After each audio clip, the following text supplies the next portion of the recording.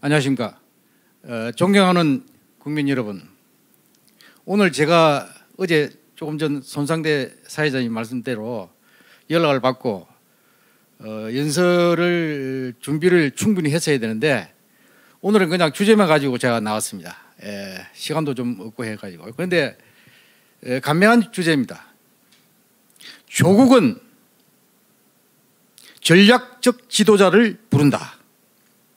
조국은 지금 전략적 지도자를 애타게 부르고 있다, 이 뜻입니다. 그런데 이 제목을 정하면서 제가 조금 망설였습니다. 여러분, 다른 조국이 있죠. 이 조국이란 정말 자격도 없는 작자가 대한민국 정의 행정을 책임지는 법무부장을 했지 않습니까? 청문회 과정에 드러난 대로 그렇게 파렴치하고 위선적인 인물이 대한민국 역사상 있었습니까? 그런데 이 작자가 6월 1일, 다음 주 화요일이 되겠네요. 6월 1일 날 자서전을 출간한다고 합니다. 많은 언론 보도에서도 이 문제를 짚었습니다만은 여러분 어떻게 생각하십니까? 자서전이라뇨. 그리고 자서전에 문구가 뭐가 나오느냐 하면은 자서전을 내는 배경을 설명한 것 같은데, 아니, 가족의 피에 펜을 찍어 써내려가는 심정이었다? 야, 참, 여러분 어떻게 생각하십니까? 가족이 자기 사유물입니까? 여러분? 가족이 자기 노예입니까? 가족의 피는 바로 증발이 가능합니까? 아니, 피에 찍어가지고 혈서를 쓰면 자기 피로 가지고 써야지. 왜 가족의 피를 그 피에 펜을 찍어가지고 자서전을 씁니까? 이런 작자가 정의 그리고 가족을 챙길 자격이 있습니까? 야, 자기가 싼 냄새나는 배변에 향수 뿌린다고 사람들이 그걸 맞습니까? 정말 잔인할 정도로 인간 이하의 몰염치한 행태를 보이고 있습니다. 국민 여러분, 이런 위선자가 있습니까? 다행인 것은 대한민국 국민들에게 조국 사태를 다시 복습할 기회를 줬습니다. 그리고 문재인 내로남불 정권의 마지막 공헌을 한 것 같습니다. 그런데 조국하고 닮은 분이 한 분 있죠. 분이라고 하기에는 솔직히 말이 안 떨어집니다. 그런 작자가 있죠. 바로 문재인입니다. 문재인이 뭐라 그랬습니까? 조국을 사태로 인해서 국민들이 부글부글 하는데 마음에 빚이 있다고 했지 않습니까? 그 한참 조국 사태로 인해서 국민들이 허탈감과 박탈감을 느끼고 소외감을 느끼고 말이죠. 국민들이 심정이 처참하게 무너지는 그런 상황에서 대통령이라는 작자가 마음에 빚이 있다, 이따위 소리를 했지 않습니까? 그런데 그 문재인이 이번에 미국 워싱턴 DC로 가서 바이든 대통령과 정상회담을 했지 않습니까? 5월 21일. 그거 어땠습니까? 여러분, 그거 어떻게 느꼈습니까? 저는 참 대한민국 국민으로서 너무 부끄러워가지고, 대한민국 대통령이 저 정도밖에 대우를 못 받느냐, 저 정도밖에 처신을 못하느냐, 저는 이런 생각이 들었습니다. 아니, 앤드루스 공항에 내렸을 때, 저는 앤드루스 공항에 여러 번 간 적이 있습니다. 제가 1999년부터 2000년까지 미국 워싱턴 DC에 있는 미국 국방대학교 전쟁대학원, 그러니까 내셔널 워 칼리지에서 국가안보전략 석사기 유학을 하면서 앤드루스 공항에도 물론 가봤습니다. 그런데 거기 영접한 미국 사람이 2명입니다. 아시겠죠? 그런데 한 사람은 여잔데 의전장이라고 합니다. 제가 보기에는 미 국무부 뭐 한 과장급 정도 되지 않을까 보이고요. 그 다음에 전대장이라는 공군 정복을 입은 현역 장교가 또 영접을 했는데 그 전대장 비행 전대장인가요? 근데 전대장은 그 소위 스쿼드런 코맨더라고 하는데요. 대령입니다. 대령. 그러니까 대한민국 대통령이 대령급 영접을 받았다. 이렇게 해석이 가능한 겁니다. 그런데 그 뒤에 일어난 걸 일련의 그걸 보면은 숙소를 말이죠. 아무리 공식 명식이 실무회담인데도 공식 실무 방문인데 공식이지만 공식 일국의 국가 원수가 근데 백악관 영민관은 보수적이라는 핑계로 그 블레어 하우스라고 있는데요. 안 내줬습니다. 그리고 그러다 보니까 민간 호텔에 개인적으로 예약해가지고 대통령이 묵었답니다. 그 3박 5일 동안.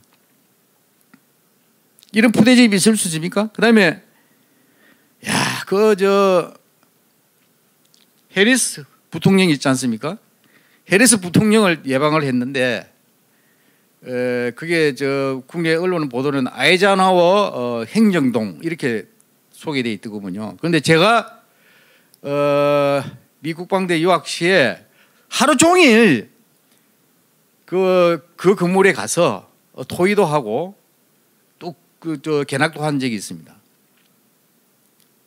그러니까 The Old Executive Building 이렇게 부르는데요. 그 석조 건물입니다. 한 5층 정도 되는데요.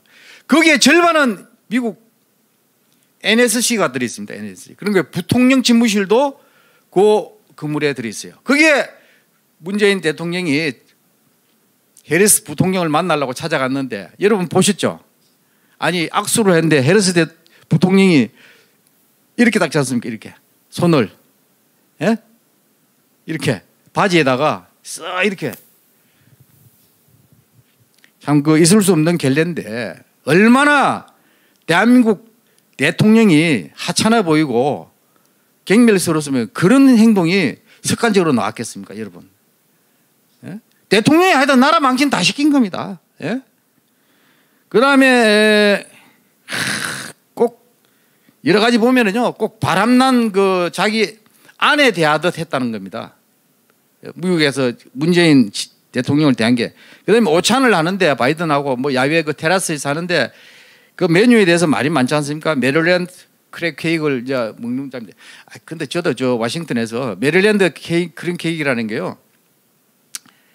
워싱턴에서 동쪽으로 불과 한 뭐 3, 40분 가면은 미 해군 사관학교에 있습니다. 아나폴리스라고요. 거기에가 체사피크 베이라고요. 체사피크 만에 있어요. 아주 그 풍광이 좋은데 거기서 나는 그 게가 있어요. 그게 게를 이용한 요리가 메릴랜드 크림 케이크인데 크랙 케이크인데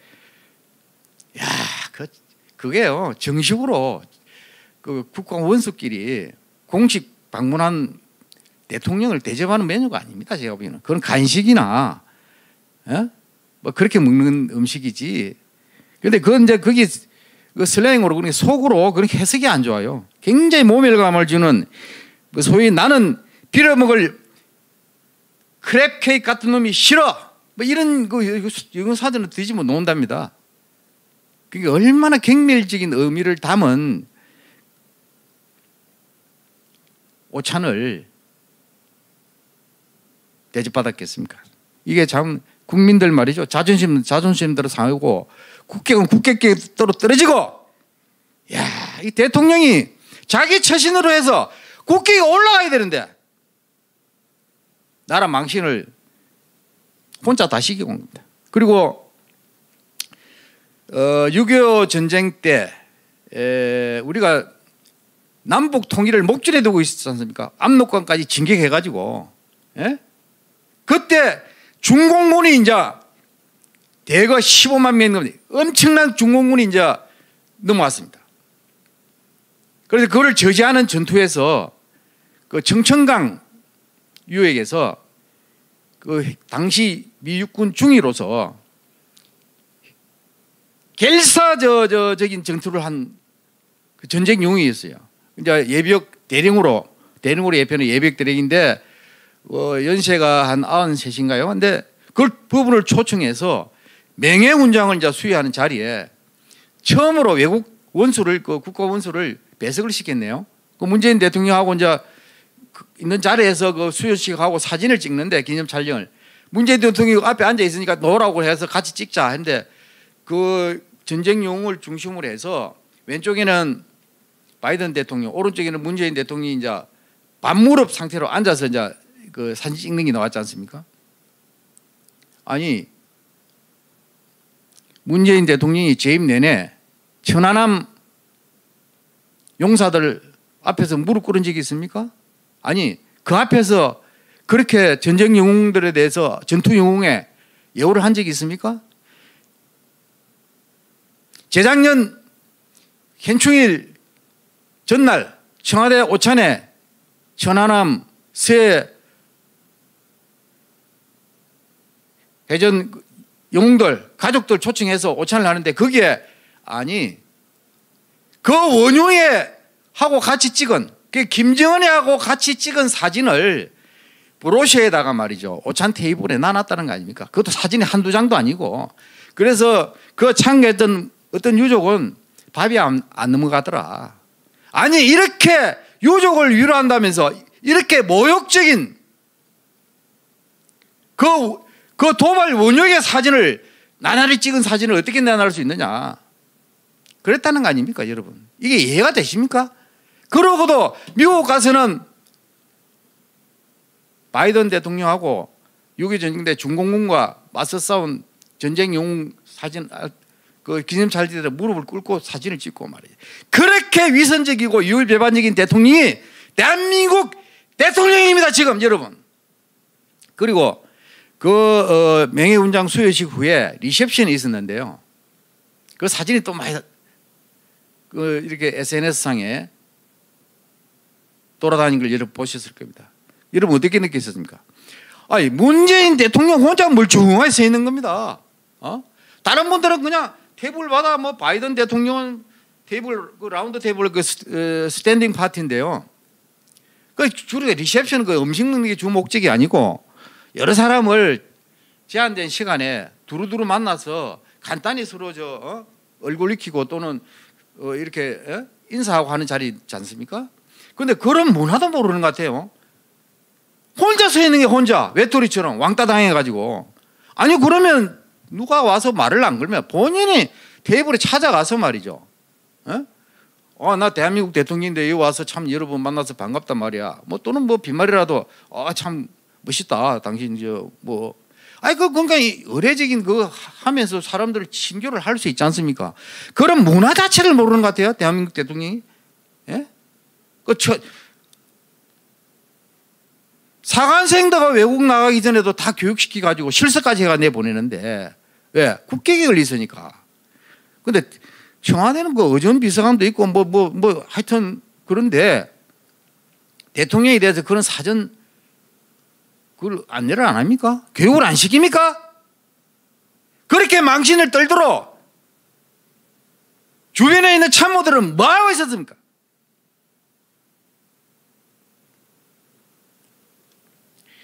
그런데 이번에 한미 정상회담 한 말씀 더 드리면 그런데 문재인 대통령은 또는 그 주변에 서훈 국가안보실장도 따라가고 그다음에 정의용 외교부 장관도 거기 이제 수용을 했는데 또 정상회담 때 보니까 다 배석을 하고 같이 회의를 하더군요. 그 사람들이 북한 비핵화 사기쇼의 주범들 아닙니까? 3년 전에 미국 가서 김정은이 만나고 가서 미국 가가지고 트럼프 대통령한테 거짓말 해가지고 말이죠. 미국 정상회담을 3번씩이나 해가지고 완전히 사기에 당하도록 만들었지 않습니까? 물론 남북 정상회담도 문재인 완전히 쏘가가지고 자기가 공언한 1년 내에 김정은 위원장이 북한 핵을 폐기하기로 약속했다. 그런데 1년이 아니라 지금 3년이 지난 4년이다. 뭐하고 있습니까? 뭐하고. 이거 완전히 국민들 속이가 사기친 거 아닙니까, 여러분? 그러다 한마디 사과도 해명도 없는 게 지금 현실 아닙니까? 그런데 전략적 개념이 없어요. 대한민국 대통령이요. 그런데 이번 한미 정상회담에 공동성명에 보면은 어떤 언론에도 어떤 평론가도 이 말을 짚은 사람이 없어요. 저는 이게 굉장히 중요한 의미를 갖고 있답니다. 제일 마지막 문단에 한미동맹은 70년 넘게 변함없는 국력의 원천이 되어왔다. 딱 명시되어 있습니다. Our alliance has been a source of steadfast national strength. 이렇게 되어 있습니다. 이 전략적 의미를 대한민국 대통령도 모르고 국가안보실장도 모르고 외교부 장관도 모르는 것 같이 느껴집니다. 왜냐하면 이걸 강조를 해야죠. 이게 잘 됐으면 야 이번에 회담 성과 중에 이게 공동성명에 명시됐다. 그만큼 이 중요하다. 한미동맹은 국력의 원천이다. 왜? 이 국력의 원천이라는 얘기는 전략적 중심, Center of Gravity, 그게 무게중자, 중심을 이야기하는 겁니다. 이 말은 전략적 중심이 와야 되면 그 나라가 망한다. 무너진다. 전략적 중심이 약화되면 그 나라도 국력이 약화된다. 이 뜻입니다. 그러니까 대한민국의 전략적 중심은 즉 국력의 원천은 대한민국을 떠받치는 힘의 원천은 한미동맹이다. 이렇게 명시된 게 여러분 인상 깊지 않습니까? 그러니까 문재인은 그동안 반미 친중 정책을 줄기차게 추진해 왔는데 주한미군 1차 보호를 위해서 성주 사드 기지까지 그렇게 시대가 방해하고 3년 내내 거기에 있는 한미 연합 장병들이 샤워도 제대로 못 해가지고 말이죠. 임시건물에 골프장 옛날에 쓰던 클럽하우스 그 좁은 데서 그다음 식사도 제대로 정상적으로 못 해가지고 비상식량으로 하는 것을 뻔히 알면서도 거기에 사드 기지에 반환한 물자를 일체 반입 못하도록 그 시대가 방해하는데 방치했지 않습니까? 그걸 지난번에 우리나라 어떤 미국 국방장관이 그걸 문제를 제기하니까 그 뒤에 조금 풀어줬더군요. 그렇게 미국에 대해서 홀대를 한 작자가 지금 어떻게 했습니까? 그런데 한미동맹은 국력의 원천이다. 그러니까 전략적 중심이다. 대한민국을 떠받치는 힘의 원천이다. 이것을 완전히 이번에 한미 공동성명에 공식적으로 확고하게 명시했습니다. 그리고 민주적 규범, 가치, 인권, 법치 계속 반복적으로 거의 모든 문단에 이 말이 나옵니다. 특히 우리는 북한의 인권 상황을 개선하기 위해 협력한다는 데 동의하였다. 우리는 국내외에서 민주적 가치와 인권 정진을 위한 노력을 배가하기로 하였다. 명시했죠. 문제 지켜야 됩니다. 그러면은 북한의 인권 상황을 개선하면 왜 대북전단법으로 풍선 보내는 거 법으로 금지합니까? 즉시 폐기하십시오. 즉시 대북전단법을 폐기해야 됩니다. 그렇게 국내외 그 국내 상황을 이거 명확하게 언급해야 돼. 모든 문단에 국내외 인권 이야기가 나옵니다. 북한의 인권들. 박근혜 대통령에 대한 인권 유린에 가까운 4년 동안 감옥에 가둬놓은 이 정권은 즉시 박근혜 대통령을 석방해야 됩니다. 이 약속을 지키십시오. 미국 대통령과 한미 정상 간에 약속하고 공동성명에 명시된 이 조항을 박근혜 대통령 석방과 대북 전단금지법 폐기를 통해서 정리하십시오.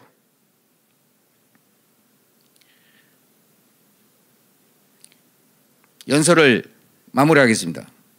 지금 대선 종국이 따라오고 있습니다. 불과 다음 대통령을 뽑는 선거가 10개월도 남지 않았습니다. 여야를 막론하고 대선 후보들이 난립하고 있습니다. 여러분, 대선 후보를 정할 때, 대통령감을 정할 때 꼭 이 기준을 명심하십시오. 문재인 같은 대통령이 다시 나와서 되겠습니까? 자기 개인의 처신으로 해서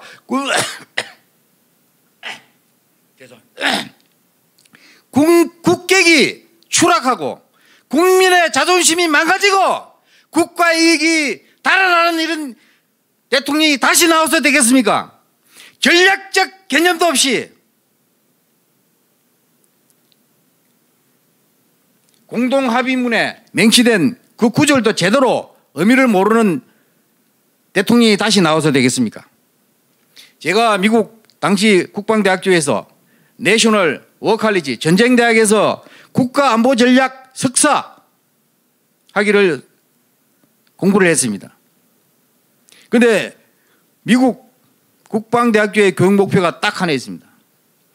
오늘과 내일의 전략적 지도자 양성, 이렇게 되어 있습니다. 미국 국방대학교 전쟁대학에는 미국 국무성 1급 외교공무원 40명, 백악관, 미의회, 그다음에 미 국가정보국 등 해서 한 40명, 그 육군, 해군, 공군, 해양경찰, 안보 관련 고급 장교 각각 한 40명씩 해서 한 200여 명이 외국 장교 16명을 포함해 가지고 공부를 하는데요. 교육 목표가 전략적 지도자입니다. 그리고 첫 과목이 국가 통치입니다. 스테이트 크래프트입니다. 국가 통치부터 배웁니다. 2개월 내내 세미나하고 강의 듣고 그래서 확실한 개념을 심어줍니다. 왜 이야기를 하냐면 대한민국의 차기 지도자는 전략적 지도자가 되어야 됩니다. 신모 원료의 통찰력과 강력한 리더십을 갖춘 전략적 지도자가 필요합니다. 지금 조국 대한민국은 신모 원료의 통찰력과 강력한 리더십을 갖춘 전략적 지도자를 부르고 있습니다. 우리는 현명한 판단으로 다음 대통령을 똑바로 선정해가지고 문재인 정권이 무너뜨린 위대한 대한민국을 다시 일으켜 세워야 합니다. 여러분 감사합니다. 필승.